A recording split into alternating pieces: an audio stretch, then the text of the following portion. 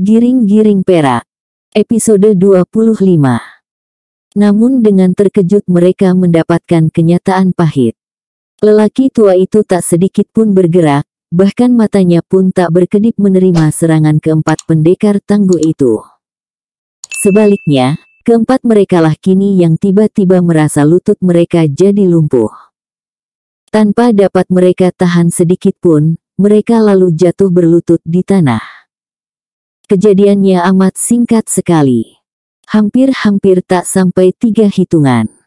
Datuk Sipasan serta Datuk Nan Hitam yang kebetulan berada di tempat yang tak terkena serangan itu, ikut menjadi terkejut. Mereka tahu bahwa lelaki tua ini telah menyerang. Diam-diam serentak kedua datuk ini pun membantu temannya dengan mengirimkan serangan tenaga dalam. Yaitu mengirimkan sebuah pukulan jarak jauh ke arah rusuk orang tua aneh itu. Semua saat itu si bongkok itu terbatuk kecil. Saat berikutnya, kembali mereka pada merinding bulu tengkuknya, yaitu tatkala kedua datuk itu tiba-tiba tidak hanya terduduk seperti keempat orang pertama, melainkan jatuh terjengkang 2 depa ke belakang. Mereka memang tak ada yang luka dalam. Tak seorang pun. Namun pukulan itu sudah cukup membuat mereka jadi kecut. Kini yang masih tegak hanyalah si giring-giring perak. Anak muda itu juga merasakan sebuah tenaga dahsyat menekannya. Bedanya, kalau Tuanku Nan Renceh serta yang lain-lainnya merasa diri mereka dihantam untuk jatuh berlutut, maka anak muda ini merasakan dirinya ditarik oleh sebuah kekuatan yang nampaknya keluar dari ujung tongkat itu, menarik dirinya untuk maju mendekat dan memenuhi perintah lelaki bongkok kurus dan aneh itu. Sudah tentu dia keberatan dengan cara begitu. Apalagi setelah dilihatnya teman-temannya yang lain pada terduduk dan terjengkang dihantam gaib bungkuk ini. Nampaknya dia harus berhadapan sendiri dengan harimau tambun tulang ini. Dengan pikiran demikian, dia menghimpun pula segenap tenaga batinnya. Dia mengulurkan tangan ke depan, menghantamkan separuh tenaganya untuk membuyarkan serangan lawan. Namun orang tua itu tertawa bergumam. Dan dengan terkejut si giring-giring perak merasakan betapa hantaman tenaga batinnya, yang jarang tandingannya itu, dihantam hancur. Dia kini tak mau sungkan-sungkan lagi. Dia menghimpun segenap tenaga. Tapi pada saat dia menghimpun tenaga itu, ternyata lelaki bongkok itu telah memenangkan pertarungan tahap pertama. Dalam hanya sekali gebrak, mereka dikalahkan secara telak. Masih untung, lelaki yang mereka duga sebagai harimau tambun tulang itu, yang tak dibantah oleh lelaki itu sendiri, tidak atau belum lagi menurunkan tangan jahat pada mereka. Dia hanya sekedar menotok jalan darah. Membuat lumpuh seketika. Dia belum mencelakai. Tapi nampaknya, kecelakaan itu tak akan lama lagi bakal menimpa mereka. Namun meski telah tertotok, si giring-giring perak belumlah dilumpuhkan secara total. Dia masih mempunyai ilmu tikam tuo. Ilmu itu tak bisa dilumpuhkan hanya oleh totokan. Meski tubuh tak bisa digerakkan, tetapi hati, darah dan mulut masih bisa berfungsi. Disinilah letak ketangguhan ilmu itu. Dia tidak hanya tangguh karena bisa dipergunakan ketika tubuh sehat, tapi dia juga bisa dipergunakan ketika tertotok lumpuh seperti sekarang. Bahaya serangannya tak berkurang sedikit pun. Itulah kini yang dilakukan anak muda itu.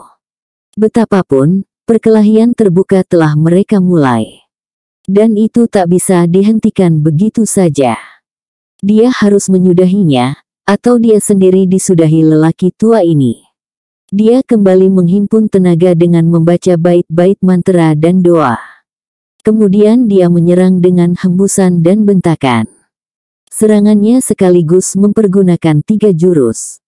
Menghembus ke arah mata, jantung dan lutut. Buat sesaat, lelaki bongkok itu kelihatan kaget. Kepalanya terangkat dan matanya berbinar menatap si giring-giring perak. Tapi hanya itu, ketika dia mengangkat tongkat, serangan itu langsung punah. Kali ini si giring-giring perak benar-benar jadi pucat. 3 jurus serangan tikam tuonya tak berbekas sedikit pun. Tak sedikit pun bekasnya. Ya Tuhan, apakah memang benar ada manusia yang begitu tinggi ilmunya?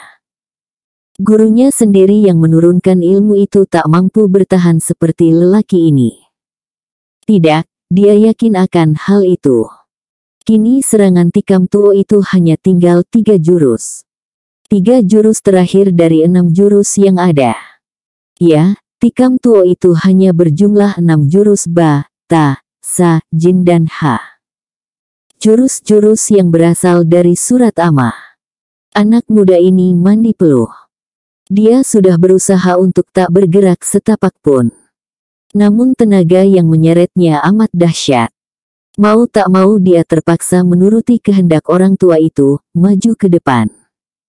Tapi dia kembali menghantamkan seluruh tenaga batinnya. Setiap orang yang ada di sana merasakan tekanan tenaga anak muda itu. Berat dan panas. Pukulan tenaga batinnya itu menghantam orang tersebut. Debu bertebaran dan api memercik seperti benda keras beradu, tatkala tenaga pukulan itu menerpa batu tempat duduk orang tua itu. Namun hanya sampai di situ. Tak lebih dari itu akibatnya. Orang tua bongkok itu tetap duduk dengan tenang. Kini si giring-giring perak justru seperti terlambung ke depan. Dia berada 3 depa di depan orang tua itu. Bahaya benar-benar di puncak hidung mereka. Mengetahui bahaya mengancam mereka, serentak Tuanku Nan Renceh, Tuo Lintau, Datuk Sipasan, Rajo Tuo, Datuk berbaju kafan dan teman-teman mereka yang lain, bangkit kembali dan menerjang bersamaan dengan si giring-giring perak ke arah orang tua yang duduk di batu itu. Mereka menyerang dengan sepenuh tenaga. Namun saat berikutnya kembali semua mereka dibuat terkejut dan tak berkutik. Lelaki tua aneh itu tak bergerak dari tempatnya di atas batu pecah itu. Dia masih duduk bersila dengan diam. Tatkala serangan dari pendekar-pendekar itu datang secara serentak, dia membentak keras. Seiringan dengan bentakannya dia menghantamkan tongkatnya. Hanya selang beberapa detik, semua mereka kembali terpental dan terduduk di tempat masing-masing. Si giring-giring perak jatuh berlutut di batu datar di depan lelaki tua itu. Semua mereka jatuh dalam keadaan tertotok jalan darahnya. Mereka jadi lumpuh seketika. Tak seorang pun yang bisa bergerak. Semua mereka jatuh berlutut diam di tanah. Seperti patung bernyawa. Satu-satunya tanda kehidupan pada diri mereka, hanyalah ditandai dengan dada mereka yang bergerak, dan mata mereka yang berkedip atau terbulalang. Sungguh luar biasa, pendekar-pendekar yang jarang tandingannya di Minangkabau saat itu, apalagi si giring-giring perak, secara serentak menyerang seorang tua bungkuk. Suatu perbuatan yang kurang terpuji, karena main keroyok. Namun akibatnya justru fatal bagi mereka. Tikam tuo. Lelaki kurus bongkok itu berkata sambil tertawa bergumam. Nyata sekali sikapnya amat memandang rendah pada ilmu yang saat itu jarang dicari duanya di Minangkabau. Si giring-giring perak tidak mengacuhkan. Dengan masih tetap berlutut dan tak bisa bergerak, dia melanjutkan serangannya dengan jurus sa, jin dan ha. Sebagai ganti tangan dan kaki yang biasa dipergunakan untuk memukul dan menendang ke depan, dia kembali memakai hembusan nafas. Namun lelaki itu mengangkat tongkat kayunya. Kepada saya ilmu itu tak usah waang panggatkan pula, buyung. Dan abis berkata ujung tongkatnya dia ketokkan ke kepala si giring-giring perak. Kalau saya mau, waang dan guru waang, serta kalian semua sudah bisa saya kuburkan hidup-hidup di sini. Nah, kini dengarlah baik-baik. Orang tua itu berhenti sebentar. Serangan jurus terakhir dari si giring-giring perak itu memang punah bersama ketokan tongkat si tua itu ke kepala anak muda tersebut. Benar-benar tidak masuk akal. Benar-benar luar biasa. Mereka kali ini seperti semut berhadapan dengan lelaki kurus bongkok yang seolah-olah berubah menjadi seekor gajah. Segala macam tuah yang pernah dimiliki anak muda ini, termasuk tuanku Nan Renceh dan semua pendekar yang ada di sana, habislah sudah dibabat oleh lelaki tua buruk itu. Kini tidak hanya Waang Buyung, semua kalian yang ada di sini pun dengarlah baik-baik. Saya sudah melintasi zaman terlalu lama. Sudah terlalu banyak makan asam garam dunia. Kini saya sampai pada ujung perjalanan. Saya sudah pergi ke berbagai negeri sampai ke ujung-ujung dunia. Kalian mempergunakan tenaga batin yang berasal dari silat lintau dan silat tuo. Dan kau Buyung mempergunakan tikam tuo. Yaitu salah satu dari tenaga dalam yang beberapa waktu yang lalu merupakan ilmu yang tangguh. Karena dia diambil dari surat Amma. Ilmu itu bukan asli ilmu negeri ini. Dia berasal dari Arab. Tapi ketahuilah ilmu itu kini sudah ketinggalan zaman. Sudah kuno. Sekurang-kurangnya jika berhadapan dengan pesilat-pesilat dari negeri lain. Yang jelas saya melihat, ilmu silat di negeri ini makin lama makin berkurang nilainya. Makin lama makin surut. Makin lama makin banyak pemilik ilmu silat yang sesat. Kalian menyangka saya adalah harimau tambun tulang. Saya justru mencarinya. Dia memiliki tikam tuo yang saya ciptakan. Dia memperoleh dari murid saya malaikat bertangan 1000. Tapi ilmu itu dia pergunakan untuk maksud jahat. Dia murid yang durhaka. Harus ada seseorang yang menghukumnya. Dan hukuman terhadap murid yang murtad harus datang dari perguruan yang sama. Artinya, yang menghukum harimau tambun tulang haruslah dari perguruan saya. Saya tidak lagi punya murid. Sudah berbilang zaman berlalu. Hari ini saya memilih Waang Buyung untuk melaksanakan tugas menghukum harimau tambun tulang dan murid-muridnya. Hari ini, kau kuangkat Waang menjadi murid. Waang memiliki ilmu yang tangguh. Susunan darah dan hati yang bersih. Nah, bersiaplah. Pusatkan konsentrasi. Mulailah pernafasan dengan mengumpulkan darah pada bilik jantung kanan, kemudian tumpukan udara pernafasan pada bahagian pusar. Lakukanlah. Sejak mendengar kisah lelaki tua ini, hati si giring-giring perak jadi tak menentu. Ternyata harimau tambun tulang adalah cucu murid lelaki ini. Kini dia diangkat jadi muridnya dan ditugaskan untuk menghukum harimau tambun tulang. Dengan demikian berarti bahwa dia menjadi adik seperguruan dari guru harimau tambun tulang yang bernama malaikat bertangan 1000. Adalah hal yang amat luar biasa, dan kodrat yang tak pernah diduga, bahwa dia akan bertemu dengan orang tua yang amat tangguh ini. Ketika orang tua itu menyuruhnya untuk menerima ilmu yang dia tak ketahui apa jenisnya itu, dia segera ingat pada gurunya. Adalah hal yang kurang patut, bila seorang murid belajar pada guru lain, tanpa seizin gurunya yang pertama. Meskipun gurunya dahulu berkali-kali berkata bahwa sebagai muridnya, dia boleh menuntut ilmu pada sasaran manapun jua, asal jangan dengan niat mencoba-coba atau memburukan perguruan itu. Namun ketika kini kesempatan untuk mendapatkan ilmu yang lebih tinggi itu tiba, dia tetap saja merasa kurang pantas tanpa memberitahu gurunya itu. Rupanya orang tua yang tak mereka kenal itu mengetahui apa yang terpikirkan oleh anak muda ini. Dengan senyum dia berkata, "Anak muda, ternyata gurumu memang pandai mencari murid. Engkau seorang yang berbakti. Namun untuk menerima ilmu yang akan kuturunkan, engkau tak usah merasa sungkan.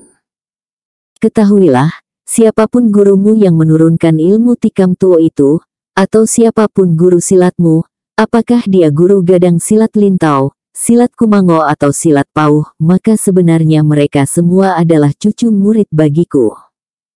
Tikam tuo itu adalah ilmu kuciptakan dengan mengawinkan beberapa cabang ilmu silat pula.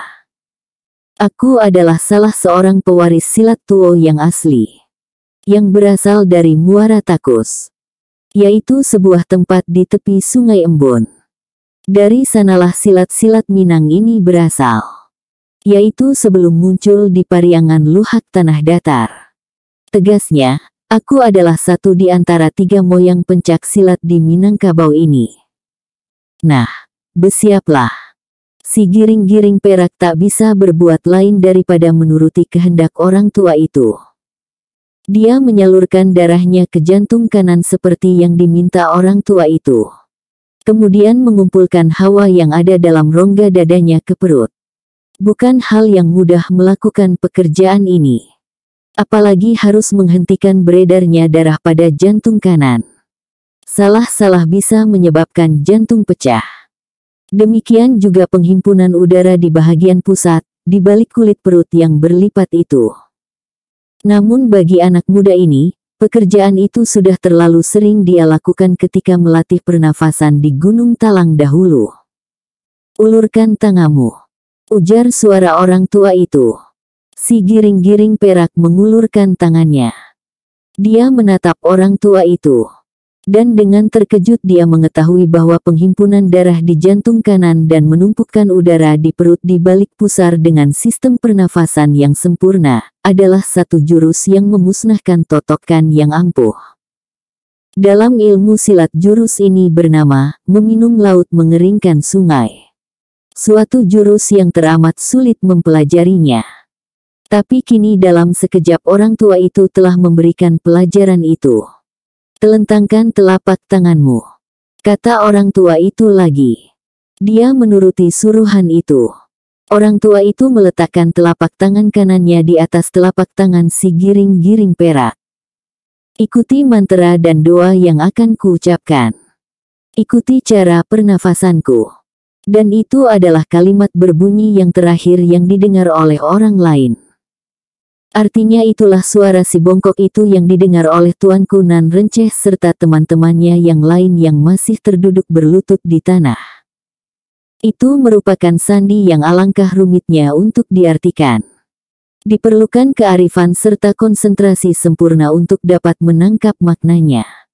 Kedua orang yang telapak tangannya berdempetan itu kini saling menatap tak berkedip. Melalui telapak tangan, melalui sinar mata, orang tua itu mengalirkan segenap ilmu dan mantranya pada si giring-giring perak. Anak muda itu mengulanginya dalam hati, kalau yang diisyaratkan itu adalah mantra atau doa. Dia meniru pernafasan yang diisyaratkan melalui telapak tangan. Peluh membasahi tubuhnya. Asap tipis tiba-tiba mengepul dari kepalanya. Suatu pertanda bahwa dia benar-benar menghimpun seluruh kemampuannya untuk menerima penurunan ilmu secara aneh ini. Akhirnya, setelah beberapa saat dilewati dengan diam dan tegang, semua orang pada tertunduk. Semuanya. Mereka baru tersentak seperti bangun dari sebuah mimpi tatkala suara elang terdengar menyayat di angkasa. Mereka hampir serentak bangkit dari duduknya. Dengan terkejut mereka mendapatkan orang tua bongkok itu tak lagi berada di antara mereka. Dia lenyap namun sebelum ada di antara mereka yang mampu berdiri, terdengar suara bergema. Suara yang seperti mengaung di angkasa. "Giring-giring perak, hari ini engkau menjadi murid dan pewaris tunggal Tuo Pariangan. Yang baru kau terima dariku adalah ilmu batin yang bernama Ayat Kursi. Yaitu ilmu batin yang menghimpun tenaga dalam yang berasal dari Al-Quran yang berasal dari Arab.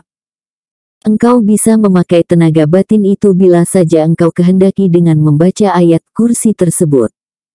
Inti tenaganya telah berada dalam tubuhmu. Bersatu dengan Silek Tuo dan Tikam Tuo yang telah kau pelajari. Ingatlah, ilmu itu amat berbahaya dan belum pernah ada di negeri ini. Pergunakanlah untuk membela yang hak dan menumpas yang batil.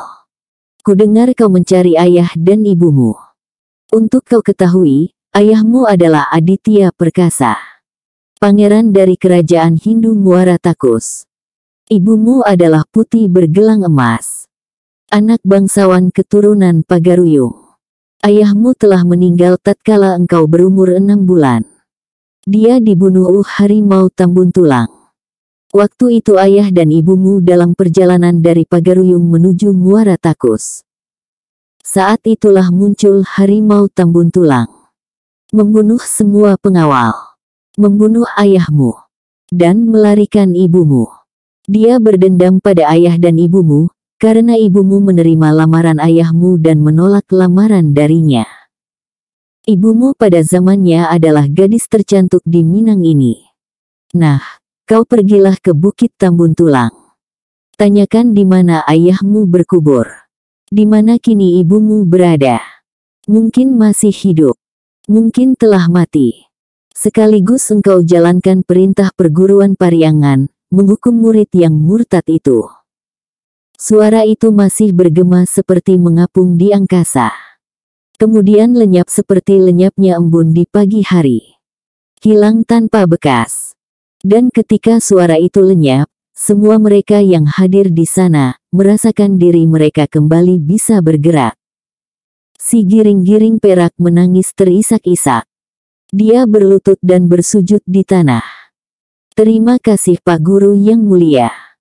Engkau telah menurunkan ilmumu padaku. Dan engkau telah membuka rahasia hidupku yang terkubur selama puluhan tahun. Terima kasih.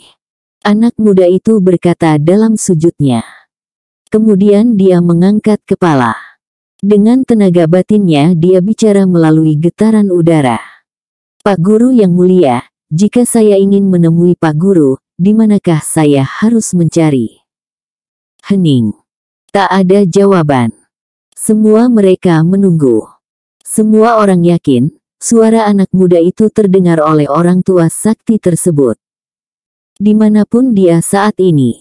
Benar saja, suara yang mengapung seperti menyelusup di sela-sela udara siang itu kembali terdengar, seperti gaungan suara dalam sebuah goa. Tak ada lagi pertemuan kita setelah ini muridku. Telah tersurat di Ruh Mahfuz, bahwa bila ilmu ayat kursi itu berpindah tempat, maka di sanalah akhir riwayat pemilik yang terdahulu.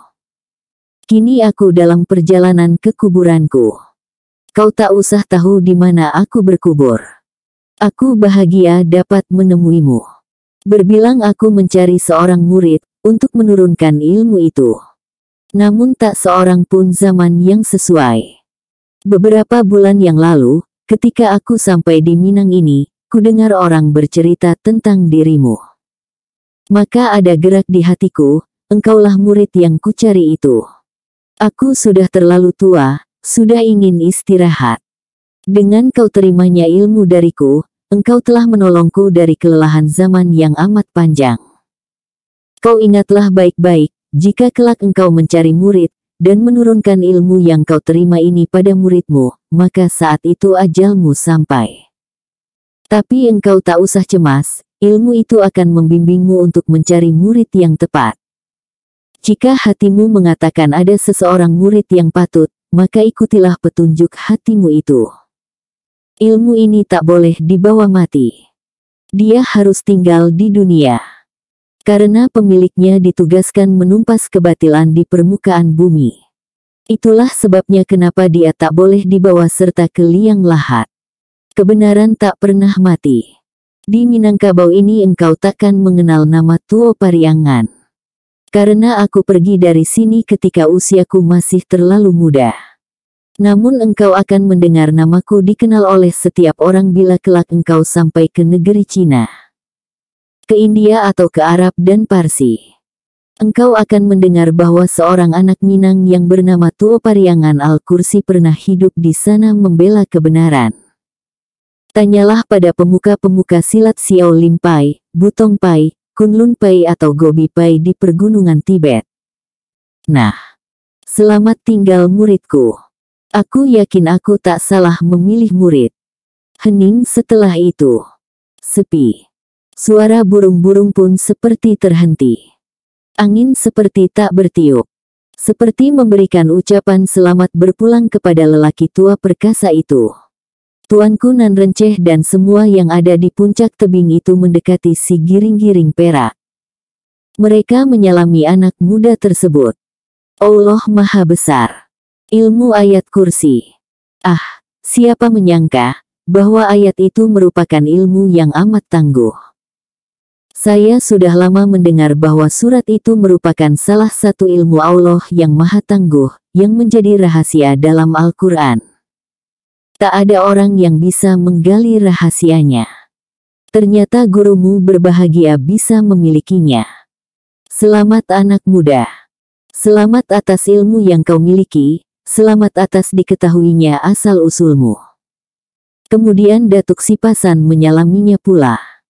Kemudian Rajo Tuo. Kemudian Datuk berbaju kafan, kemudian yang lain-lain. Menjelang sore hari itu juga, anak muda itu sudah sampai di Koto Baru. Dia menghentikan kudanya di sebuah danau kecil. Membiarkannya makan rumput dan meneguk air danau yang dingin dan jernih itu. Dia sendiri ikut minum dan mencuci muka. Saat itulah firasat mengatakan ada sesuatu di belakangnya.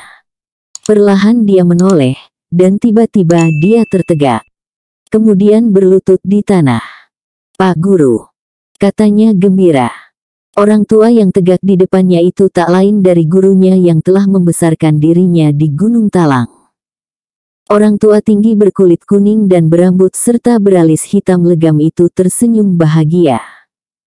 Dia memegang bahu si giring-giring perak. Membawanya berdiri. Menatap wajahnya dan berkata lembut. "Kemana saja engkau selama ini anakku?" Si giring-giring perak merasa terharu, rindunya tak tertahankan. Dia kembali berlutut di dekat kaki gurunya. "Saya sudah menjalani hampir seluruh Minangkabau ini, Guru. Bangkitlah. Saya bahagia bisa bertemu denganmu." Namun si giring-giring perak tak bangkit. Dia masih tetap berlutut dan menunduk. Ada yang ingin dia sampaikan. Namun dia tak tahu dari mana harus memulainya. Dia ingin menyampaikan bahwa telah menjadi murid Tuo Pariangan. Ini akan melukai hati gurunya. Karena derigan demikian, akan ada kesan bahwa ilmu yang dia terima dari gurunya masih kurang tinggi. Dulu gurunya pernah berkata, bahwa dia boleh belajar dan menerima dari siapa saja, asal ilmu yang bertujuan baik. Meski gurunya telah berkata begitu, tapi apakah beliau takkan merasa tersinggung bila dia ceritakan apa yang baru saja dia alami? Selain itu dia juga ingin mengatakan pada guru yang amat dia cintai ini, bahwa dia sudah mendapat jejak tentang ibu dan ayahnya. Seorang dan dia juga sudah tahu siapa yang membencanai kedua orang tuanya itu. Ya, dia harus mulai dari situ. Tapi bukankah yang lebih penting sebagai murid adalah menyampaikan tentang ilmu Al-Kursi yang dia terima itu? "Ada yang akan kau sampaikan, anakku?" Orang tua itu bertanya perlahan sambil membelai rambutnya. Anak muda itu makin menunduk. Dia tahu, gurunya adalah laut dalam dan gunung yang tinggi. Yang dulu mengajarinya tentang firasat dan ilmu sirat. Yang bisa menerka apa yang tersimpan dalam pikiran dan hati manusia. Bersambung.